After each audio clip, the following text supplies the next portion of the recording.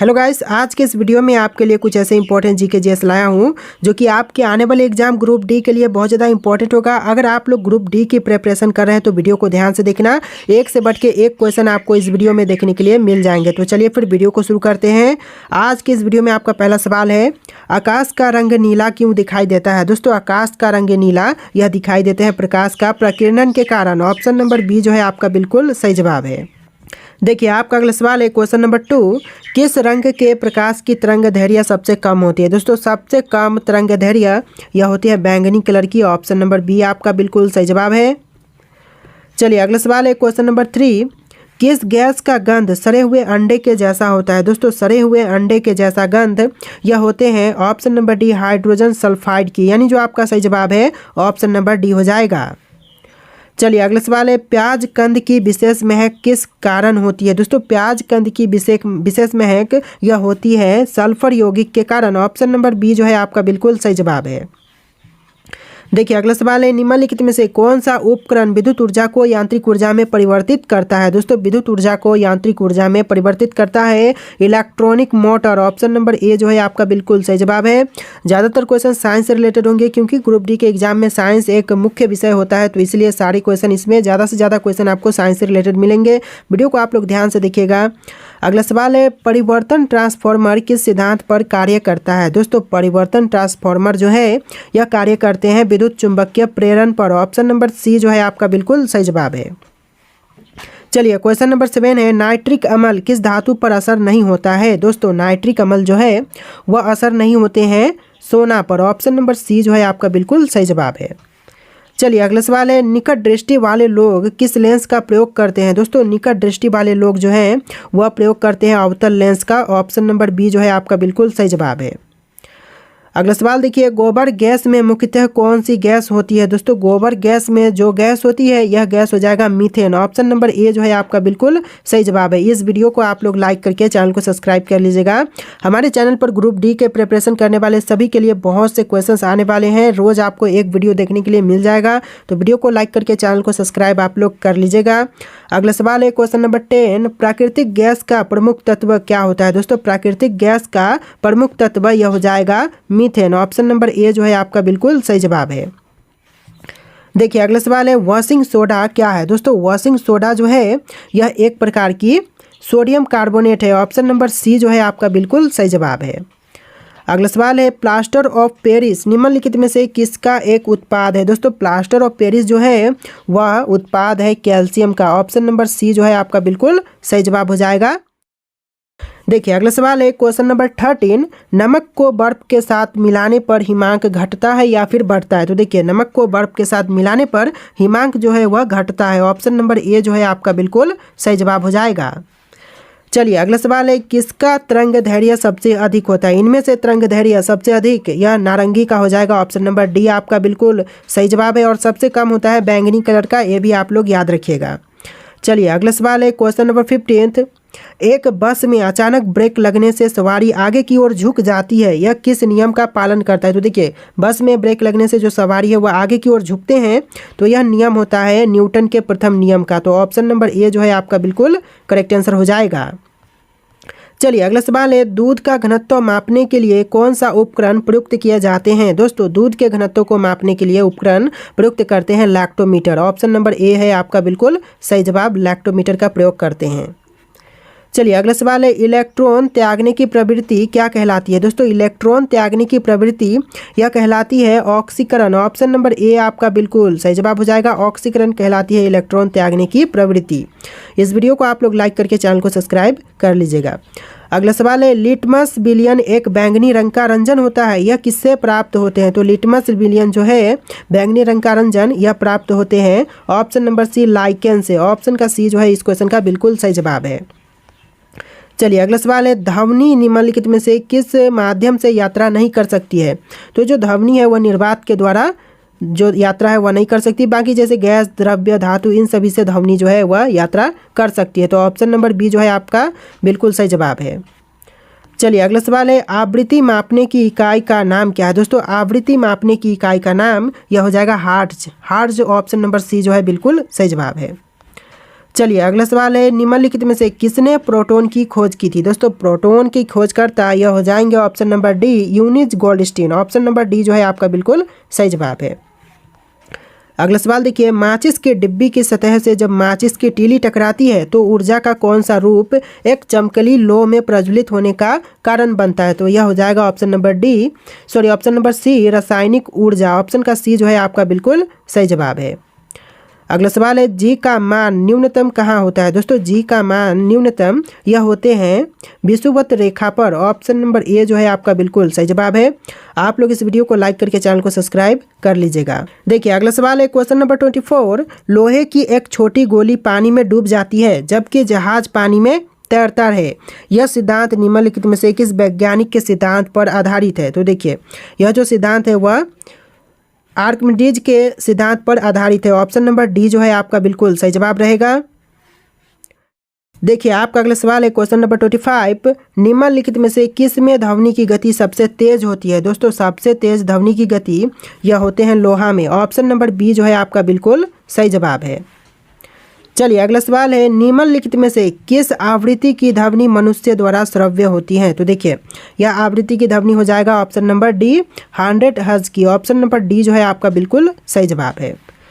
अगला सवाल है, ध्वनि तरंग की कौन सी विशेषता इसके तारतों को तय करती है। तो देखिए तारतों को तय करती है ऑप्शन नंबर सी, आवृत्ति। ऑप्शन का सी जो है आपका बिल्कुल सही जवाब है।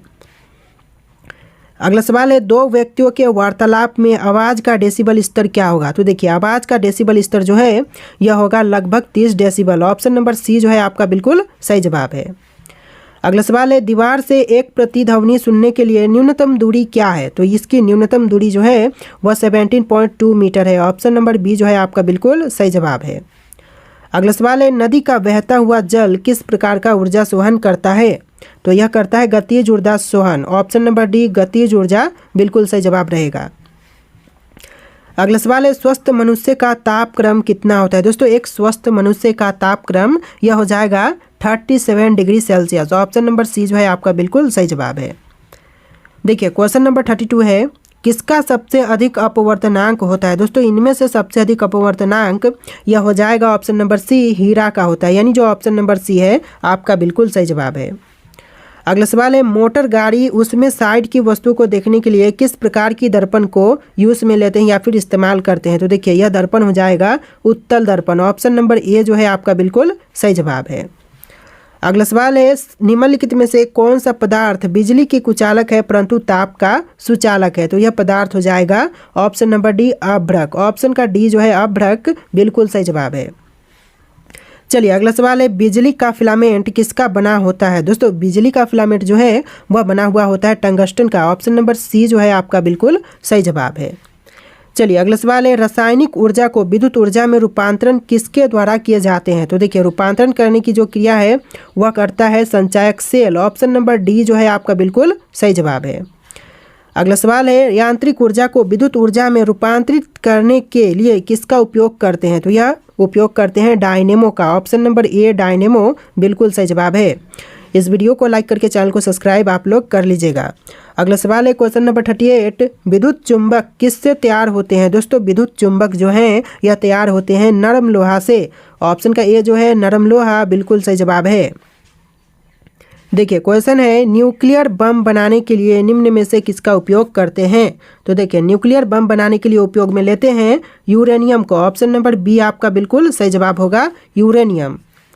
अगला सवाल है, निम्नलिखित में से कौन सी प्रक्रिया एक रासायनिक परिवर्तन है। देखिए इनमें से जो प्रक्रिया रासायनिक परिवर्तन है यह हो जाएगा ऑप्शन नंबर ए, पौधों में प्रकाश संश्लेषण। ऑप्शन नंबर ए आपका बिल्कुल सही जवाब है। अगला सवाल है, निम्नलिखित में से कौन एक रेडियोधर्मी तत्व नहीं है। दोस्तों इनमें से रेडियोधर्मी तत्व नहीं है वह हो जाएगा कैडमियम। ऑप्शन नंबर डी आपका बिल्कुल सही जवाब है। अगला सवाल है, जल जो साबुन लगाने पर झाग अच्छा नहीं बनाती है उसको क्या कहते हैं। तो देखिए जो जल झाग नहीं बनाती है उसको बोलते हैं खारा जल। ऑप्शन नंबर ए आपका बिल्कुल सही जवाब है। अगला सवाल है, लाफिंग गैस निम्नलिखित में से किसका एक योग सूत्र है। देखिए लाफिंग गैस जो है वह एक योग सूत्र है नाइट्रोजन का। ऑप्शन नंबर सी जो है आपका बिल्कुल सही जवाब है। देखिए आपका अगला सवाल है क्वेश्चन नंबर 45, निम्नलिखित में से किसका उपयोग करके पानी के पीने का रासायनिक कीटाणुशोधन किया जाता है? तो यह करते हैं क्लोरीन का। ऑप्शन नंबर बी क्लोरीन आपका बिल्कुल सही जवाब है। अगला सवाल है नींबू में कौन सा एसिड पाए जाते हैं? दोस्तों नींबू में एसिड यह पाए जाते हैं citric acid. Option number C आपका बिल्कुल सही जवाब है। अगला सवाल है निम्नलिखित में से हरे फलों को पकाने के लिए किसका उपयोग किया जाता है? तो दोस्तों हरे फलों को पकाने के लिए उपयोग करते हैं एसिलिटिन का। ऑप्शन नंबर ए आपका बिल्कुल सही जवाब है। देखिए अगला सवाल है कृत्रिम वर्षा करने के लिए क्या उपयुक्त किए जाते हैं? दोस्तों कृत्रिम वर्षा करने के लिए उपयोग करते हैं सिल्वर आयोडाइड का। ऑप्शन नंबर बी आपका बिल्कुल सही जवाब होगा। चलिए अगला सवाल है पीतल किसका मिश्रण होता है? दोस्तों पीतल जो है वह मिश्रण है जास्ता प्लस तांबा का। ऑप्शन नंबर डी जो है आपका बिल्कुल सही जवाब है। अगला सवाल देखिए जंग लगने पर लोहे का भार जो है वह घटेगा या फिर बढ़ेगा? तो कोई भी लोहे में जंग लगने पर उसका भार जो है वह बढ़ता है। ऑप्शन नंबर ए जो है आपका बिल्कुल सही जवाब हो जाएगा। अगला सवाल है कोशिका में कौन सी पाचन थैली कहलाती है? दोस्तों कोशिका में पाचन थैली यह कहलाती है lysosome. Option number C lysosome बिल्कुल सही जवाब है। अगला सवाल देखिए हमारे शरीर में हमारे कुल पोषक तत्व और खनिज अवशोषण का 90% हिस्सा कहाँ होता है? तो यह 90% जो हिस्सा है वह छोटी आंत में होती है। ऑप्शन नंबर डी आपका बिल्कुल सही जवाब है, छोटी आंत। अगला सवाल है समाजवादी पार्टी की स्थापना हुई? दोस्तों समाजवादी पार्टी की स्थापना जो है वह 1948 ईस्वी में हुआ था। ऑप्शन नंबर ए जो है आपका बिल्कुल सही जवाब है। देखिए अगला सवाल है डॉक्टर भीमराव अंबेडकर ने किस पार्टी की स्थापना की थी 1937 ईस्वी में? तो देखिए 1937 ईस्वी में भीमराव अंबेडकर ने रिपब्लिकन पार्टी की स्थापना किया था। ऑप्शन नंबर ए जो है आपका बिल्कुल सही जवाब है। अगला सवाल देखिए क्वेश्चन नंबर 3, 1939 में नेताजी सुभाष चंद्र बोस के नेतृत्व में किस पार्टी की स्थापना की गई? तो यह पार्टी हो जाएगा फॉरवर्ड ब्लॉक। ऑप्शन नंबर ए फॉरवर्ड ब्लॉक बिल्कुल सही जवाब है। अगला सवाल है 1977 में अनेक समाजवादी गुटों एवं समाजवादी दलों ने किस दल में अपने आप को विलय कर लिया? तो यह सभी विलय कर लिए थे अपने आप को ऑप्शन नंबर सी जनता पार्टी में। ऑप्शन का सी जो है आपका बिल्कुल सही जवाब है। देखिए क्वेश्चन है गुट निरपेक्षता का अर्थ क्या है? तो गुट निरपेक्षता का अर्थ होता है विश्व के किसी भी गुट में शामिल नहीं होना। ऑप्शन नंबर बी आपका बिल्कुल सही जवाब हो जाएगा। चलिए अगला सवाल है 1959 में स्थापित स्वतंत्र पार्टी का संस्थापक निम्नलिखित में से किसे माना जाता है? तो यह मानते हैं राजगोपालाचारी को। ऑप्शन नंबर बी आपका बिल्कुल सही जवाब है। अगला सवाल है किस वर्ष चीन ने भारत पर आक्रमण किया? तो दोस्तों चीन ने भारत पर आक्रमण किया था 1962 में। ऑप्शन नंबर ए 1962 बिल्कुल सही जवाब है। अगला सवाल है गुट निरपेक्ष देशों का प्रथम शिखर सम्मेलन कहाँ आयोजित किया गया? तो यह शिखर सम्मेलन जो है आयोजित हुआ था बेलग्रेड में। ऑप्शन नंबर डी आपका बिल्कुल सही जवाब है, बेलग्रेड। अगला सवाल है Janata Party Jana Sangh Congress for Democracy और संगठन कांग्रेस अप्रैल 1977 में विलय कर कौन पार्टी बनाए? तो यह सभी विलय कर जनता पार्टी का गठन किए थे। ऑप्शन नंबर बी जो है आपका बिल्कुल सही जवाब है। देखिए क्वेश्चन है गुट निरपेक्षता की नींव रखने में किस भारतीय नेता का प्रमुख योगदान है? तो यह भारतीय नेता हो जाएंगे option number C Jawaharlal Nehru. Option का सी आपका बिल्कुल सही जवाब है। चलिए अगला सवाल है गैर कांग्रेसवाद का नारा किसने दिया था? तो यह देने वाले हैं Jayaprakash Narayan. Option number A जो है आपका बिल्कुल सही जवाब है। इस वीडियो को लाइक करके चैनल को सब्सक्राइब आप लोग कर लीजिएगा। अगला सवाल है भारतीय कम्युनिस्ट पार्टी किस वर्ष दो विरोधी दलों में बट गई? तो यह बटा था 1964 में। ऑप्शन नंबर बी 1964 बिल्कुल सही जवाब है। चलिए अगला सवाल स्वतंत्रता प्राप्ति के बाद भारत के सामने प्रमुख चुनौतियाँ थी? तो यह चुनौतियाँ ऑप्शन नंबर डी रहेगा ए सभी, जैसे कि राष्ट्रीय एकता की चुनौती, सेकंड में है लोकतांत्रिक व्यवस्था की स्थापना की चुनौती और थर्ड में है गरीबी एवं बेरोजगारी समाप्ति की चुनौती। तो इस सभी चुनौतियों का जो है सामना करना पड़ा था। चलिए अगला सवाल है कांग्रेस का विभाजन का प्रमुख कारण रहा? तो यह कारण हो जाएगा ऑप्शन नंबर डी उपयुक्त सभी। इनमें भी आपको तीनों ही ऑप्शन मुख्य कारण हो जाएंगे। चलिए अगला सवाल है कांग्रेस का प्रभुत्व काल कब से कब तक माना जाता है? तो यह मानते हैं 1952 से लेकर 1967 तक। ऑप्शन नंबर बी आपका बिल्कुल सही जवाब है। देखिए आपका अगला सवाल है, भारतीय राष्ट्रीय कांग्रेस के संस्थापक कौन थे? दोस्तों भारतीय राष्ट्रीय कांग्रेस के संस्थापक कौन थे? आपके ऑप्शन यहाँ पर है। इसका जो राइट आंसर है आप लोग कमेंट कीजिएगा। और आज के इस वीडियो में इतनी क्वेश्चन थे। इस वीडियो को आप लोग लाइक करके चैनल को सब्सक्राइब कर लीजिएगा। चलिए फिर मिलते हैं एक नए वीडियो में।